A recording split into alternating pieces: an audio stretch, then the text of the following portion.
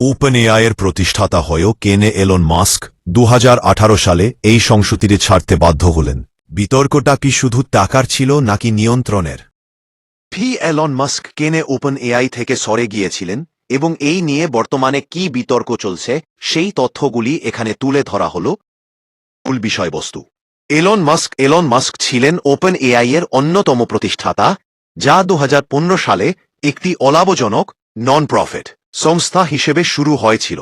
তিনি 2018 সালে সংস্থার বোর্ড থেকে সরে যান। পেছনে বেশ কয়েকটি কারণ ছিল। 1. নিয়ন্ত্রণের দ্বন্দ্ব, কনফ্লিক্ট ওভার কন্ট্রোল। এক্সপ্লিটিভ ওপেন আই এর অধ্যায়ের পদ নাও ওপেন আই থমাৎসে এই বন্ধটি তার কোম্পানি টেসলা এর সাথে জুড়ে দেওয়া হোক, নয়তো তিনি নিজে এর সম্পূর্ণ নিয়ন্ত্রণ নেবেন। তো মার্কেটের জেতের দ্বন্দ্ব, কেন্দ্রার ব্যাট স্টেক্স, কনফ্লিক্ট ওভার কন্ট্রোল। এখন কি মনে করে স্যাম অল্টম্যান সহ ওপেন আই এর অন্যান্য নেতৃত্বের মাস্কের এই প্রস্তাব প্রত্যাখ্যান করেন? তারা চেয়েছিলেন ওপেন আই একটি স্বাধীন অলাভজনক গবেষণা সংস্থা হিসেবে তার কাজ চালিয়ে যায়। এই মতবিরোধের পরেই মাস্ক সরে আসার সিদ্ধান্ত নেন।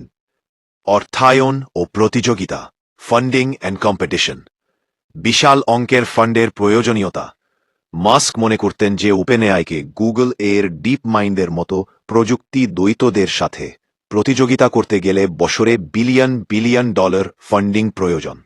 তিনি মনে করতেন অলাভজনক মডেলের মাধ্যমে এত টাকা তোলা সম্ভব হবে না এবং এই কারণে সংস্থাটি সফল হতে পারবে না। চিন্তার স্যাম অল্টম্যান পরে দাবি করেন মাস্ক আসলে ভেবেছিলেন ওপেন এআই ব্যর্থ হতে চলেছে, তাই তিনি সরে গিয়েছিলেন। মিশন থেকে সরে যাওয়া, violation of the founding mission.